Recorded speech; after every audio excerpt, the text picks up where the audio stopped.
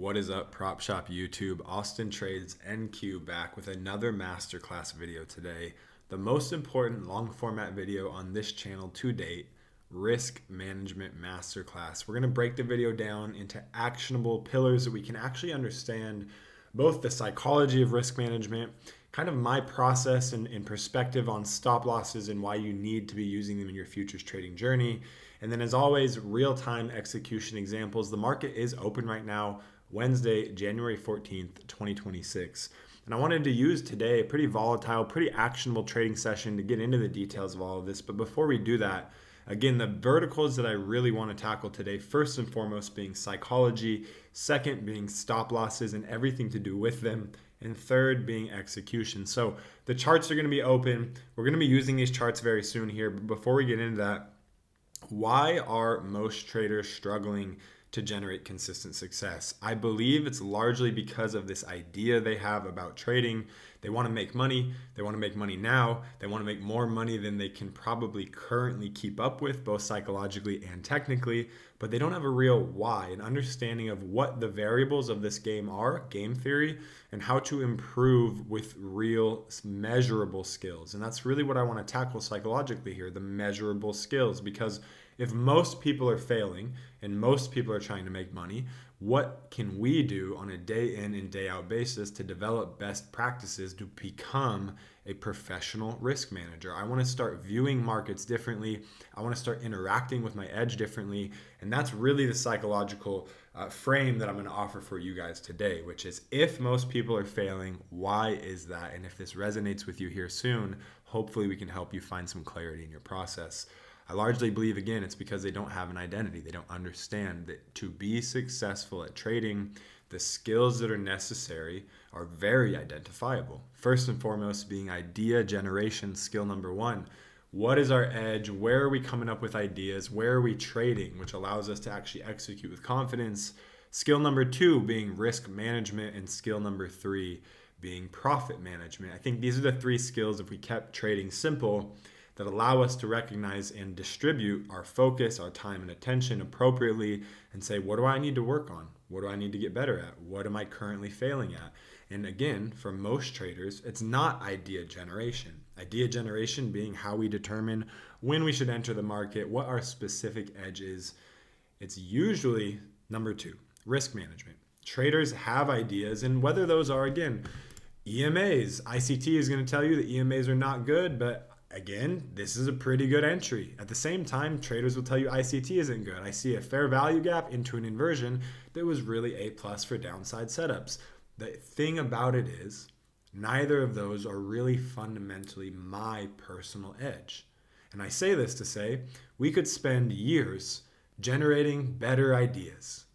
But if we're not getting consistently better at risk management, if we're not consistently improving with our profit management, then you're most likely going to always feel like so many traders do, which is I'm so close, I'm almost there.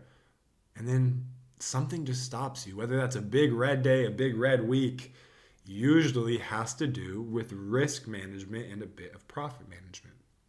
The psychological reason for this is rooted in two different things. First and foremost being we're not thinking about the trading game the right way, our relationship with the trading game and what our job is.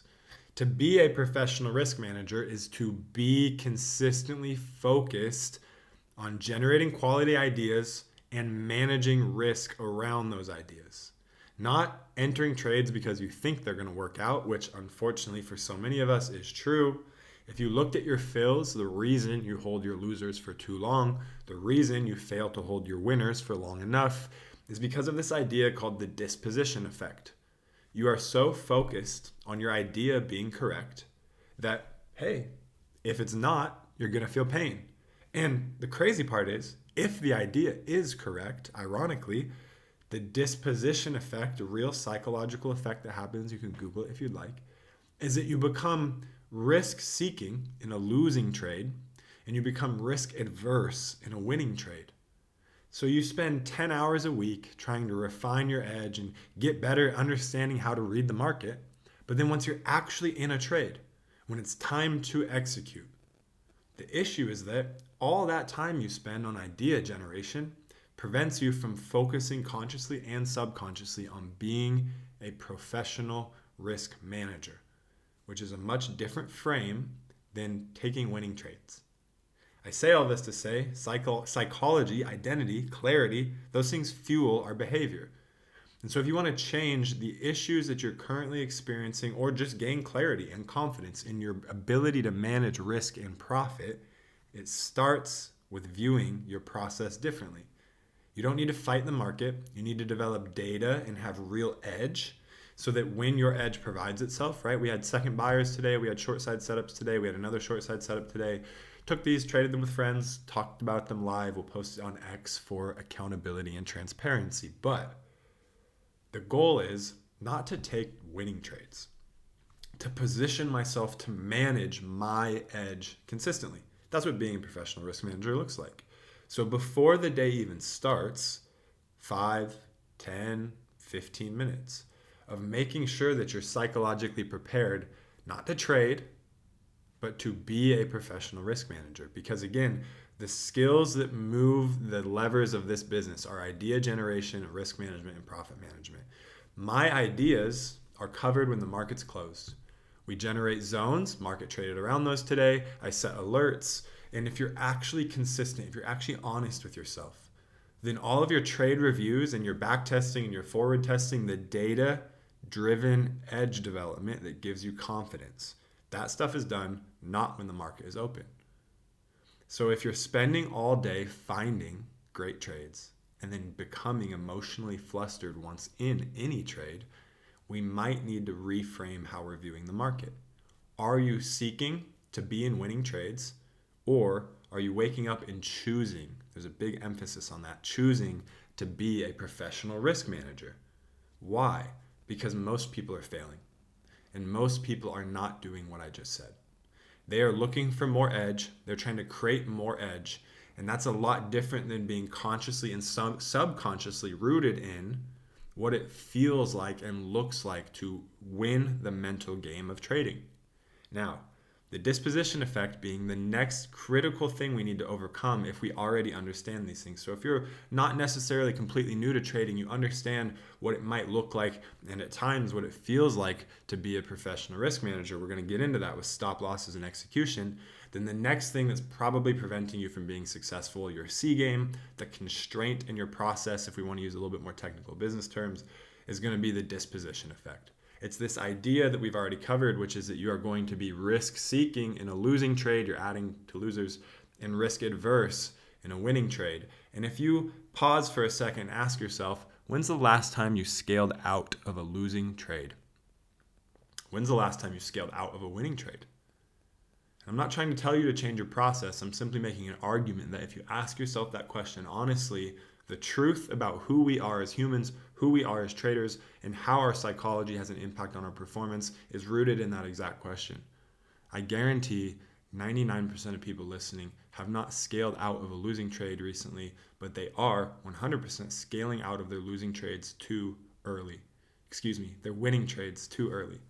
They are not, scaling out of losers, but they are scaling out of winners too early. And if that's you, and if that's probably most traders, then what is the pattern that we can exploit, just like trading, right? Idea generation that allows us to overcome that. Let's flip this psychological mechanism on its head and let's become better at seeking risk and winning trades and managing risk when we're in a losing trade. And for me personally, it's all about awareness. Now that we understand the mental frame that I need to personally, again, not financial advice, things that I use for my consistency, playing college sports, even having an impact on the way that I view high performance, having a psychological coach that taught me the tools and the methodology to become a high-level athlete, and then translating those to markets. Framing our process differently. For basketball in college, joy was a competitive advantage. Instead of trying hard all the time and being intense, I'm consistent with my daily practice and I attempt to create joy in everything I do, because the joyful athlete will be here for 4 to 10 years and the athlete that's miserable will be here for 4 to 10 months. It's no different with trading. Now that we've identified what it looks like, maybe to think like a professional risk manager, and hopefully identified the main lever that's probably preventing you from managing your risk and profit, which is the disposition effect, how, Austin, then can we overcome this and create deliberate practices to actually become better? And this is what I want to get into. First and foremost, if you're still here with me, stop losses. We're going to talk about the different types of stop losses, hard stops, technical stops, volatility stops. But if you think that you are so special, you are so intelligent, you are so capable, like I'm sure every trader you've ever seen, I say this with a smile and joke, on Twitter and X and on Instagram shows you that they are, then sure, use mental stops. Again, I'm not here to tell anyone what to do. But in my experience, that's the exception. That's the 1% of the 1%. And I don't even want to wake up every day and create that friction in my process. Enough humility to recognize that with the appropriate tools, the appropriate data-driven edge development, the appropriate frame of mind, I can use hard stops and they're not a disadvantage. They are actually an advantage. And that's the main lesson from this risk management video more than anything. After you've established an identity in being a professional risk manager, once we understand the role that the disposition effect plays in our execution, the way that we perceive trades, right? Most of you would not even be entering a trade if subconsciously you believed that that trade was going to be a winner. That's why you scale out early. That's why you hold your losers, as opposed to, I don't care if this trade's a winner or not. It is part of my data-driven edge development, and I am going to take this trade, manage risk, and also, as a consequence, manage profit appropriately. All of that becomes easier once stops go in the market. Believe me, don't believe me, in my 7+ years trading now, every great trade that I have ever taken was a trade that I entered confidently with a hard stop in the market. And I believe, whether this is subjective, anecdotal, that the people listening know that too. That every trade that you have ever taken that was real edge in a strong trade and you managed it appropriately was because you placed stops in the market and you trailed those stops in the market, and we know this largely to be true through learned and lived experience.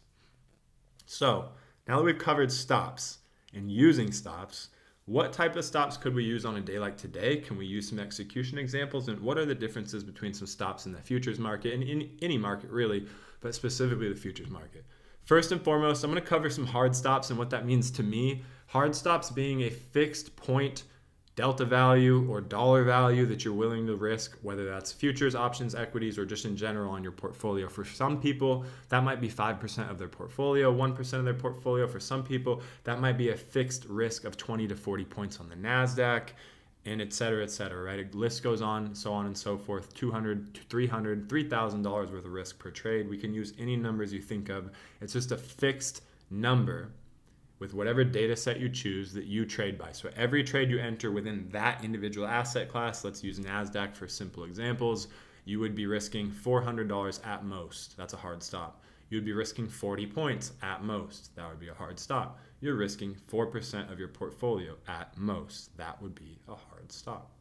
Something that I advocate for a little bit more, something that I use in my process, is a technical stop.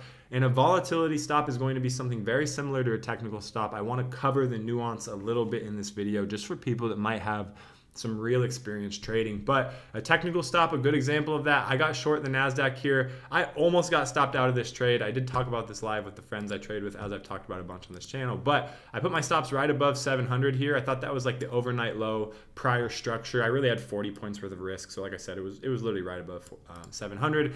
And I was aiming for this kind of demand low where we saw these buyers step up about 2R into these lows. Now, I used a technical stop. This isn't a fixed stop, not $400 of risk or 40 points. It's just I see the market and where buyers and sellers transact within the auction, and I'm placing risk based on that. With that being said, volatility stops take a little bit of place in my system. So I want to make sure that I'm never trading with more than my process right now. It's $1,000 worth of risk on any futures position. I take numerous trades throughout the day. I spread those out throughout some accounts, as I've talked about on YouTube, so I can compound my profits consistently with minimal stress, minimal friction, using no more than $1,000 stop. I say that to say this technical stop is 40 points. How do I choose to size into this? Well, if you're not using a hard stop, this is the part where traders, I think, start to think a little bit too much.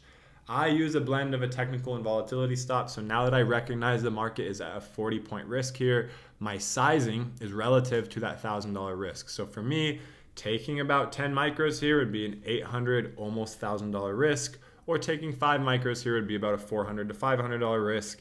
And that's usually going to be consistent for me. Anywhere between 5, 10 to 15 micros is almost always, based on the average range of NQ, going to land into that technical / volatility stop of, hey, I'm willing to take this trade with up to 15 contracts. It's almost never going to be more than that. That's based on volatility. But I'm always putting my stop somewhere in the chart based on the technical level, right? So the cool part about this is if I get a really, really asymmetrical trade and I'm able to enter that trade with really minimal risk, then I could take a trade with 15 micros risking $500. And the upside potential, let's theoretically say I was long into this second buyer at 500, risking 460. 40 points worth of risk would be a 10 micro trade. And again, then we're getting what? 100 plus points out of it, right? So a little bit of exponential bet sizing done with volatility stops. I say that to say, no matter what you do, we've covered quickly here, hard stops, technical stops, volatility stops, the nuance and differences between them. Hard stops being a fixed per dollar percentage or something along those lines. Technical stops being based strictly on the chart.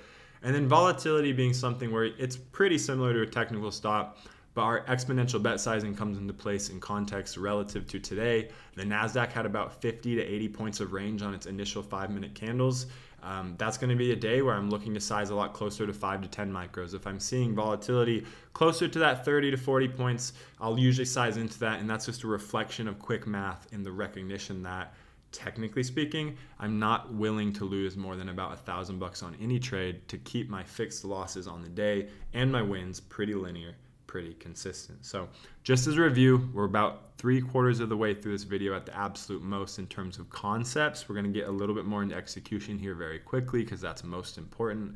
I want to cover the psychology, the stop losses, and then the ultimate lesson from those two things quickly here. If you're looking to be a consistent trader, you're in the business of being a consistent risk manager, and that will get you to break even. That's good. But being a consistent winner is going to be on the other side of being a consistent profit manager as well. I just don't think we can get to step 3 without really being confident in step 1 and 2. And those are skills. Those skills, those steps that I'm referring to are, 1, idea generation. You can watch YouTube nowadays, you can get on social media. There's a lot of value in the info space if you can learn how to filter and distill through the nonsense and what's really credible. And for me, idea generation is pretty simple. I'm trading continuations, I'm trading reversals. We've talked about this on the channel. And I hope more than anything, between Trading Zones Masterclass, Technical Entries Masterclass, trade reviews in real time, trade reviews in hindsight, you guys are able to see that trending markets, balanced markets, I have a playbook for both of those, and it's pretty simple. Distilled it down to continuation trades, reversal trades. And within those subcategories, we've pretty much got a break and retest, EMA confluence and a continuation play, and then reversal trades, we've got the second buyer, second seller, and then we've got some mean reversion setups that come through sweeps of liquidity, et cetera, and overextension moves into higher time frame zones. But that's technical stuff. Everyone loves to talk about the technical stuff. I don't think those are the skills, the levers that move you towards consistent profitability. Idea generation's been covered on this channel. The psychology of being a professional risk manager is how you become a break-even trader. And then actually doing it with your actions, with your execution, with your daily practices is how you become a great profit manager. And that's how you make the type of money that you never could have believed you'd make before if you would just commit to risk management and profit management over idea generation, right? So in real time, if we can frame our day, our experience, our process as seeking to become a professional risk manager. And what does that look like? Combat the disposition effect. Put stops in the market right away so that you can immediately handle the risk of being in a trade. You no longer in the rest of your trading career will have to deal with blown accounts based on psychology, based on emotions, if you use a version of hard technical or volatility stops. But mainly, for me, being a market stop, should have covered that earlier, a market sell, a market buy stop order so that we get taken out of the market no matter what if those positions do get hit. The disposition effect, as we covered again, Having data-driven edge development, actually waking up and doing a little bit of breathing exercise and or framing your experience as being a professional risk manager, that allows you to recognize when you're in a high quality trade opportunity. Hey, stops are in the market. I know my edge. Let's just move stops with price and see if we can get half R, pay line, 1R, full move, 2R, making a lot of money now, and so on and so forth. Ultimately, none of this matters if we can't identify how to do that with execution in real time. And in these masterclass videos, we're willing to take a little bit longer time, break that down for you if you're still with us. And today was a beautiful trading session like I talked about. Lots of real-time examples of us trading this if you know where we're hanging out. But regardless, if you don't, breaking down today's price action for you using all the same concepts, right? Slow, fast EMAs on the 5-minute, mostly just price action, trading around my zones. Before the day even started today, we had a prior sessions low, Tuesday, January 13th of 2026. We had the intra-week low, which was going to be the 750 area. So I did have this mark. This was our RTH weekly low on the week. I think both these levels were pretty obvious. If we got below these, right, prior sessions low, intra-week low, we could move into this 600 and lower area. We had a clear and obvious 15-minute zone before the gap fill. And that's exactly what price did today. Price moved zone to zone, level to level. We saw sellers step up in the first 15, big flush into this initial prior week's low. There was a bounce out of this, beautiful second buyer's opportunity here. And then ultimately joining trend. Market came back up to these slow, fast EMAs, really good retracement zone for price action to test and see sellers. We saw a second seller here from a technical perspective on the NASDAQ, pretty clear candle closure below recent highs, and then really just providing an opportunity to put risk above the wick and then target the lows again. But this is a good example of if you took this trade, if you struggle with execution, this is how we can get better right away. Recognizing that we had a clear trend, what's my job? I have an edge. This is part of my process. I should be confident in it. So whether it works, whether it doesn't, that shouldn't be our main focus. We need to focus more in real time on idea recognition, idea generation, covered, right? It's that quick. We understand it. Now we shift the focus to risk and then profit management. If you're lucky enough to get in profit, then your goal should be to manage it appropriately. And today, again, pretty good example. I think if we're going to use lines, you would have been putting stops above this 695 level. And for me, using stops, managing trades confidently, this is what it would look like. I would be placing, let's use 10 micros as a 30-point risk example, 5 micro stop at 701, and I actually did take this trade and put it at 701, and then 5 micros at 702, 703, just a point away from each other. The reason for this is because I'm laddering my stops. Why? Because if the markets provide me a half R or 1R move in my favor, I would like to be able to scale out of the trade at the pay line, as I've talked about in previous videos. And in real time, this allows me to manage this trade without being fully in, fully out. And also it allows me to move my risk into the market as I hit the 1R, 2R, or half R, et cetera, pay lines, right? So in real time, this is what this would look like. I actually didn't get filled right here. Believe it or not, I actually got filled at 662, but we'll just leave it right here. Around 660, stops above there. So once price started to sell into the 640s, I'm up 20 points. My stop is 40 points away, right? That's half R. It breaks this level. I'm taking one contract, not one contract, but one order group, So 5 contracts, order 1, order 2. And I'm going to drag that right above price. So instead of selling into strength, or in this case, covering into strength, into weakness, I'm now taking a stop order and dragging it into about a point or 3 away from where price is at. So in many situations, 95, that order is getting tagged immediately. But in some situations, like today, we actually saw more downside before my order was taken from me. So what that looks like for me is very simple. Again, the risk is already accepted. Now on half of this position, we're above half R, pay line, we're breaking this. I'm going to take my stops at the time and move them to, let's say, 638 from 660. Right, 20 points, 22 points. If price keeps trending, it's only a stop order in the market. I might actually get more points out of this. So if we think about this logically, if we just flip the switch, not so much from being hands on the mouse, pressing buttons, buy market, sell market, but more so focused on, again, framing our experience as a professional risk manager, being aware of the disposition effect, and being committed to using stops. Then 5 micros and 5 micros, right past the pay line, I take a stop order and I move it right above price. This trade kept moving. So instead of getting out at the market, which is what so many of you are doing early, I'm sure, I've been there. I don't say that to judge, I say that with empathy. Then we're actually still exposed to a winning trade, which is being a better profit manager, right? These actions, these behaviors, these are the things that tell us who we are. People love to talk. That's in the fitness world, the finance world, the trading world, the business world, sports. But it's the fruit that really matters. It's what I'm doing with my deeds, my actions, and my behaviors, right? That's who you are. We can talk about it all day, but your fills in the trading space, where you entered, where you exited, that's going to tell you what you believe, who you are, and where you're at emotionally, maturely or not as a trader. Again, putting 2 different stop orders in the market, and that's going to be the case in pretty much every situation. If I'm taking 15 micros, I'll put 10 and 5, and then I'll scale 5 in the same scenario, hold 10. If I'm taking 5 micros, then in that situation, it's usually 3 and 2. But the same idea always applies. I'm using a majority, minority, or a 50-50 position here to scale at the pay line, and then to hold the rest for a position lower, position higher based on the order. So in this example, pay line got hit, we moved lower, price came higher. So many people putting their stops at break even here. I usually do not do that. We are already in a winning trade, right? So is the market going to hit 1R or not? In this situation, we did, right? We got 40 points out of it. So at 40 points, my stop would go to break even, 1R. And this is systemized execution as a professional risk manager.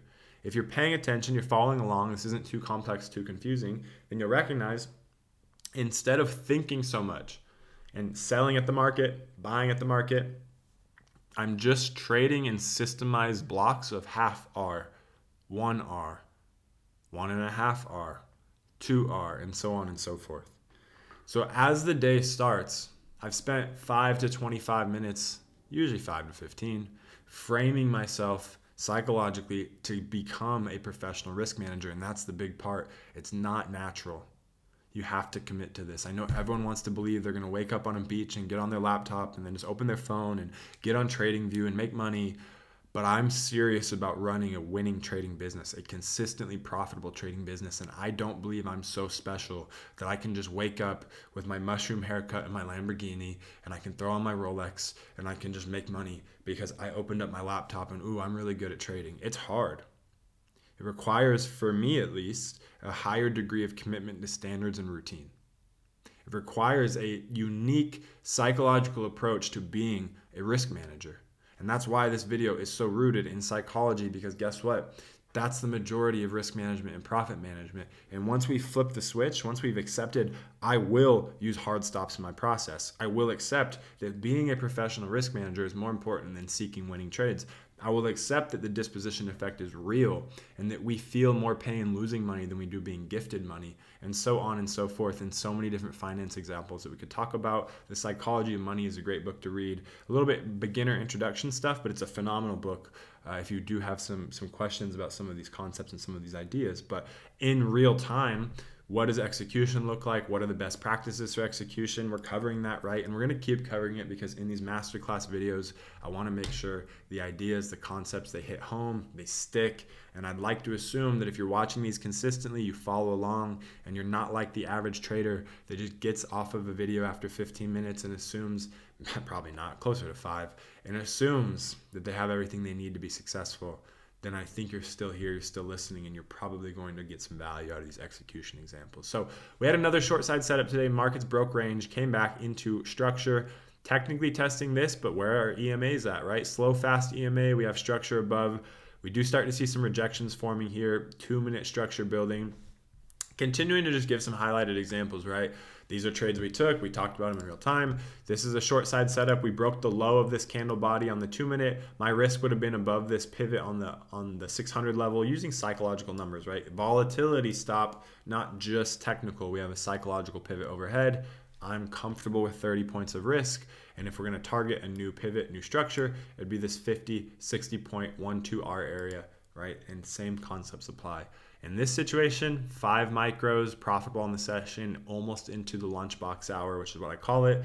We hit about 9 a.m. Pacific Standard Time, noon on the Eastern Time, and we get into the lunchbox, where this is literally a range box. Call it a lunchbox as a bit of a metaphor, and that's not really the conditions I typically want to be trading in too much. I don't have a ton of edge there. So 5 stops here would have put 3, 2, right? 5 contracts, 3 contracts as a stop, 2 contracts as a stop. Scaling 2 into this 1R, half R move, and then following the same exact process we've talked about. Lots of execution today, lots of possible execution today, in my opinion, on NQ as it continued to trade to the downside if you're trading into trend.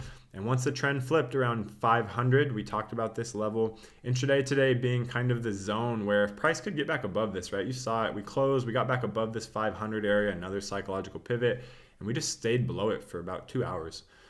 Once it got back above this, couple opportunities to maybe be a second buyer, risking the lows. And you can continue to see how these ideas play out, right? It's much easier to do in hindsight. I did not take this trade.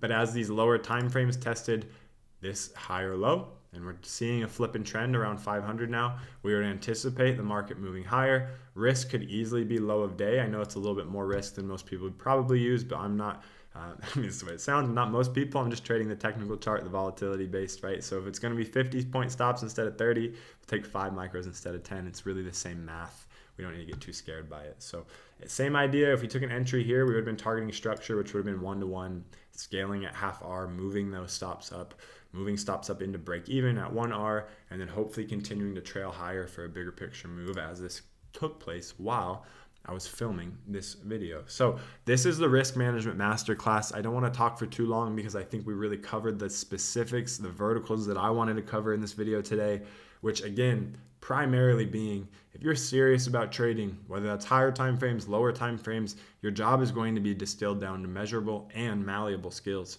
It's going to be idea generation, which is where 80% of traders are spending 100% of their time.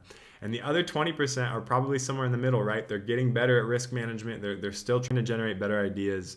But I really believe the 2 levers that move your trading business towards where you want it to go are going to be risk management and profit management. If we can systemize some risk management, which is what I talked about here, always using stops for my process. Those are going to be a blend of technical volatility stops, but I do have a fixed risk of $1,000 right now in my trading career and in my process in futures as a lower time frame scalper on every individual trade. And then the psychology of it all is really preparing before the day starts, using your free time to build a mental image of who you want to be as a trader, recognizing that if the best loser wins is really true, how are we getting better at being a best loser? What are our best practices for building our why, right? Why do you want to be a professional risk manager? Why do you want to spend time in the trading arena? And if you're going to do so, do you want it to be stressful? Because you're going to feel the disposition effect. You are going to feel, the resistance to placing stops and the resistance to trailing out of your position. But building the habit is what allows us to eventually become joyful. And as I talked about in the high performance fields that we reference, whether that's being a doctor, being a lawyer, being an athlete, being a trader, I want to work with people that do this joyfully. High performers that, win, but you don't want to be with the person that wins and shows up miserable every day, right? And a lot of people are miserable while trading. They're so nervous. They're so anxious, and I'm offering a potential solution to best practices to get over that.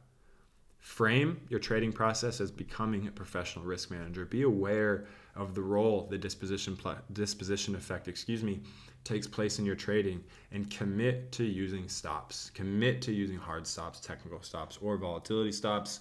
I use laddered stops in my process. I talked about it. We have execution examples in the video, and I hope that these masterclass series, all the videos really, have continued to be super valuable for those that are listening. We have a lot of cool stuff coming in February, a really big announcement coming in February, March, and hoping to continue to kill these markets because they've been providing a ton of opportunity based on the daily chart. I think we're going to get some more opportunity soon, one way or the other. Thank you for tuning in. As always, like, subscribe, leave a comment on the video if there's anything else you'd like me to cover soon. Trade safe, trade smart, and as always, thanks for tuning into the Prop Shop.